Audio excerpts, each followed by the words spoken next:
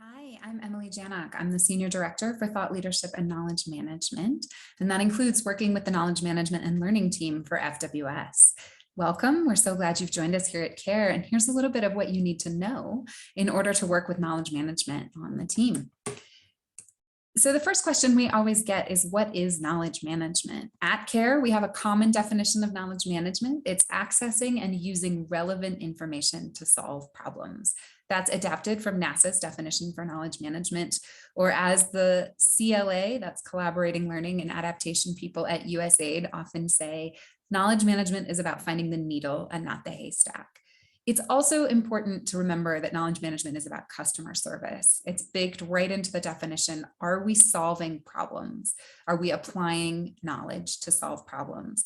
So it's not about generating the maximum number of project briefs or every project brief in the world.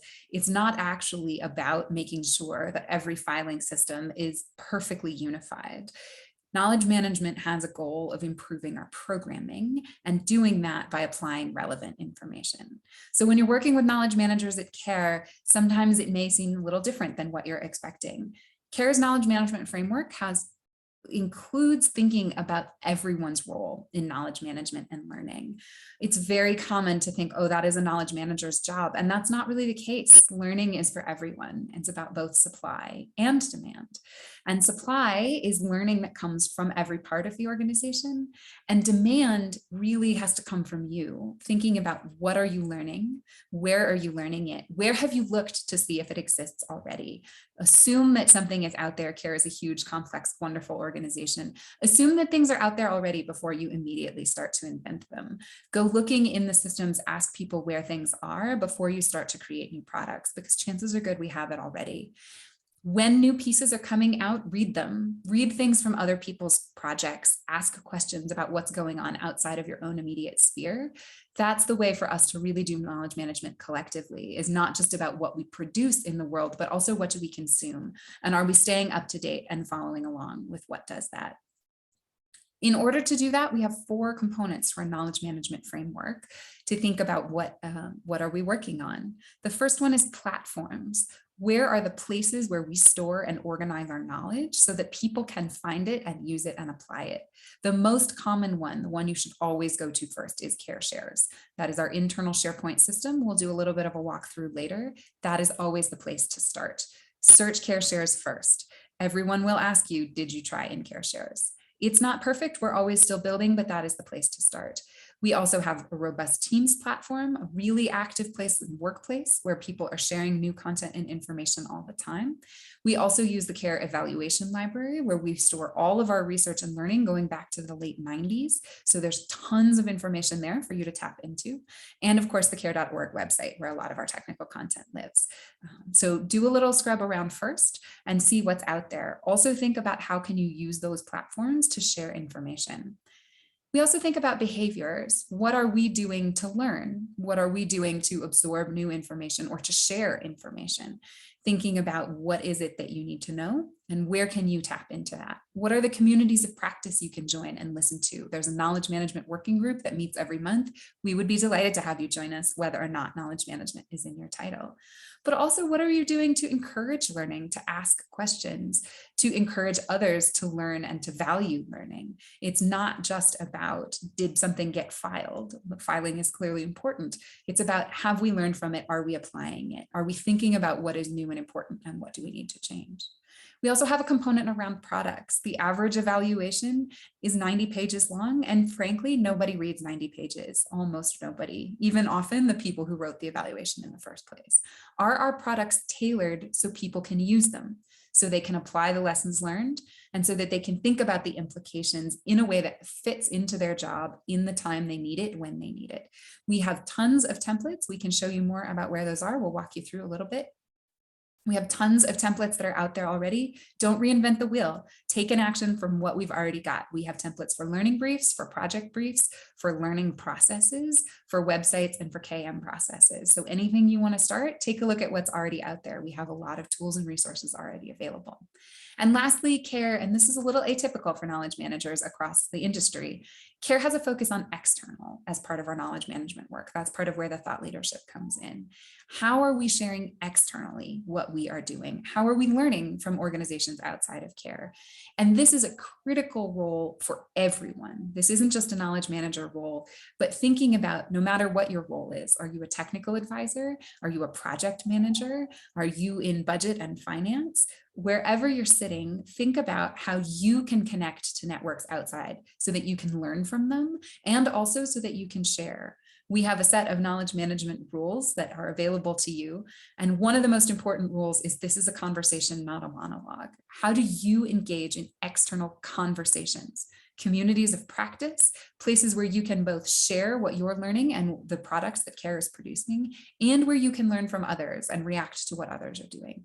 That's one of the most important actions you can take to support knowledge management, is thinking about how to share the content we produce externally with your own networks and the communities of practice that are important to you, and also how you can bring learning in. It's really critical that knowledge management is for everyone. And we have knowledge managers all over CARE. There are knowledge managers who are based specifically in projects. You may be working on a project that has a full-time knowledge manager. They will often be based in a country team or specifically on a project team. We may have a country knowledge manager. So if you are based in a particular country, that country may have knowledge managers in individual projects and an overall knowledge manager who joins them together. And then collectively, we also have regional and impact areas. So for food security, for example, also for gender equality and many of the other areas. What are those different pieces? How those networks connect together? So those networks connect in a couple of ways. There's 2 knowledge managers across all of CI. I am one of them. I'm one of the people who steers. The other is Jake Goulden. Collectively, we sort of own and shepherd the knowledge management process across the Federation. The technical teams in the impact areas also have knowledge managers. There are about 12 of them.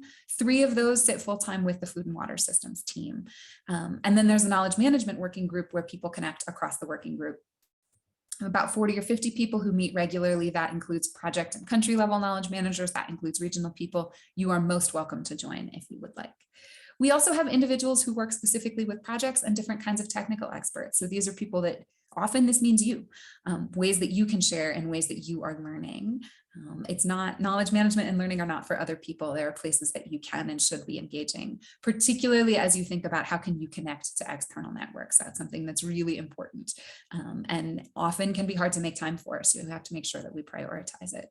And we also have something called the KM cohort. So this is a group of knowledge managers around CARE who can take assignments on demand. So for most of the projects we're working on with FWS, there's specific time set aside for knowledge managers.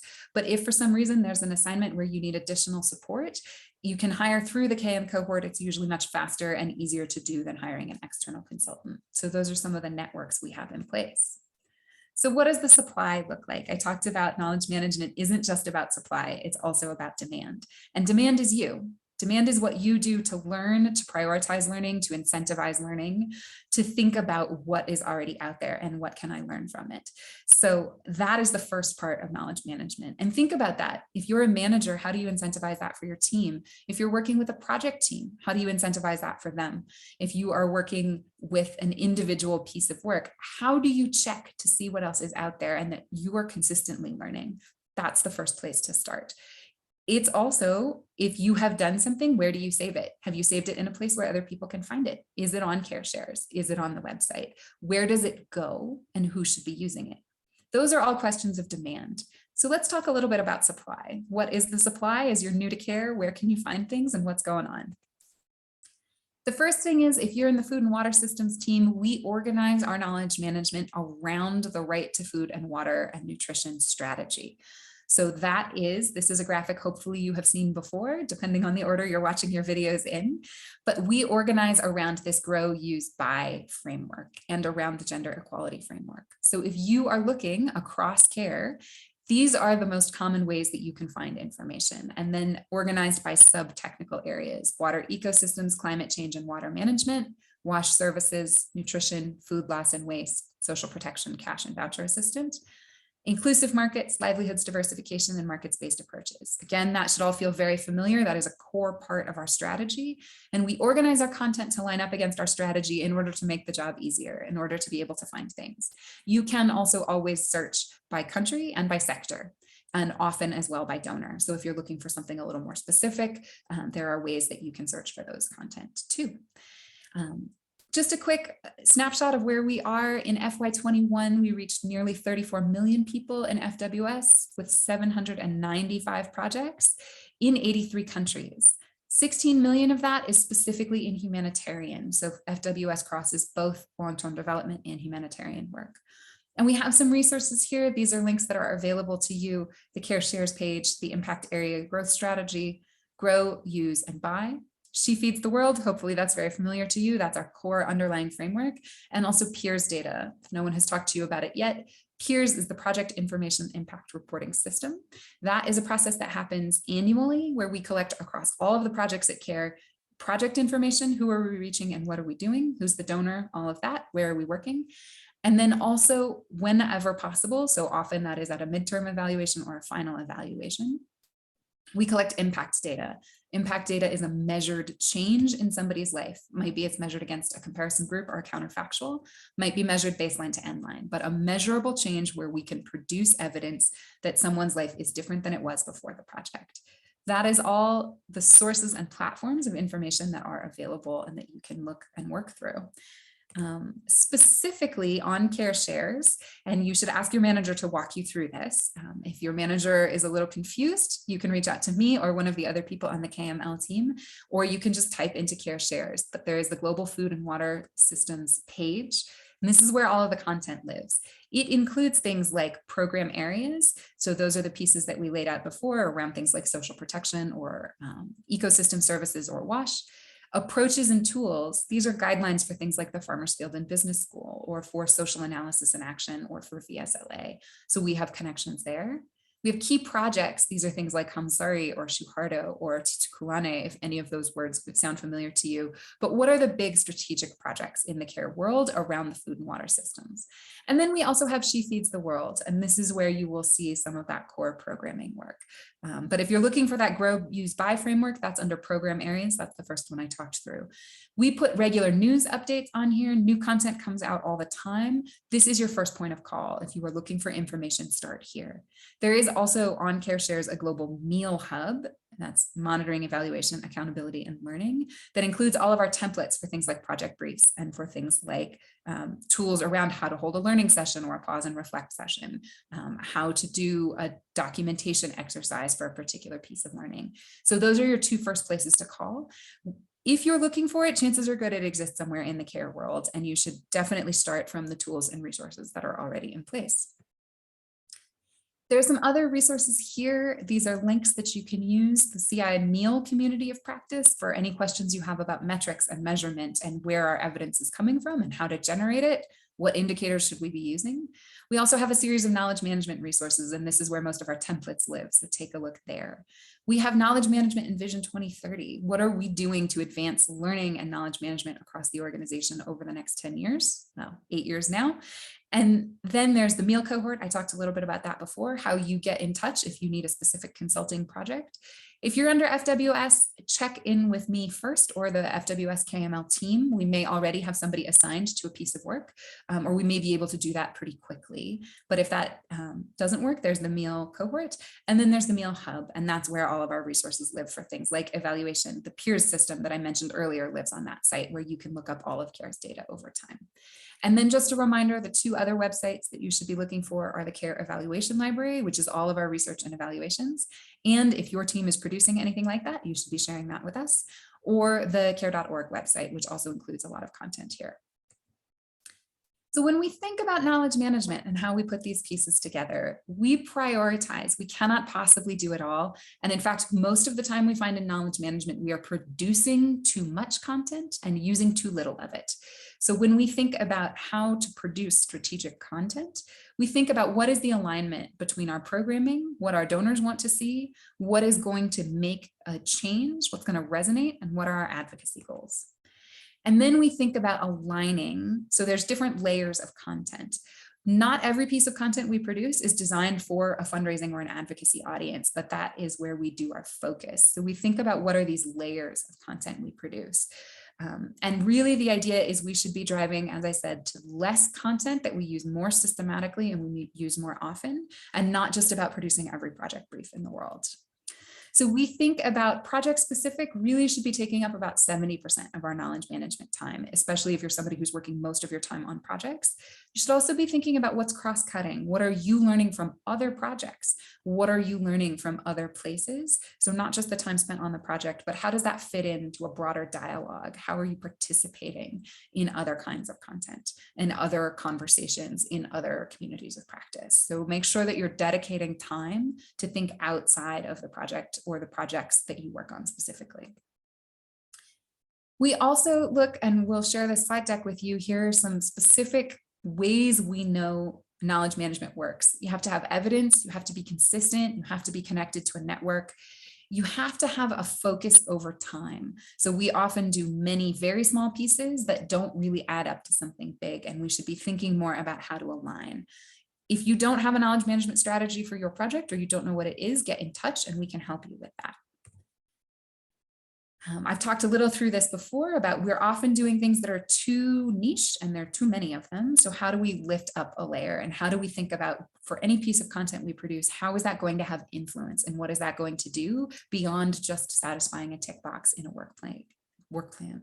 And how do we think about a live external conversation? What is happening outside of care that a piece of content can influence? So quickly, introductions to the KML team. Colleen is in charge of nutrition, water, and gender, and she's assigned to some specific projects that are listed out here. These change over time as projects open and close, but that is her core area of focus. Beja focuses on savings group, entrepreneurship, and the environment. Her pieces there, she has specific focus areas. She's also working on FFBS scaling. If you are joining, she is the person to start there. And then we are recruiting for another position. We had someone who has moved on, so we're recruiting for this role. And that focuses on climate change, agriculture, and markets. Those are the three most important pieces there. So that's a little bit of a sense of who we have and what we're up to. And I will stop there. Thank you so much for your time and attention.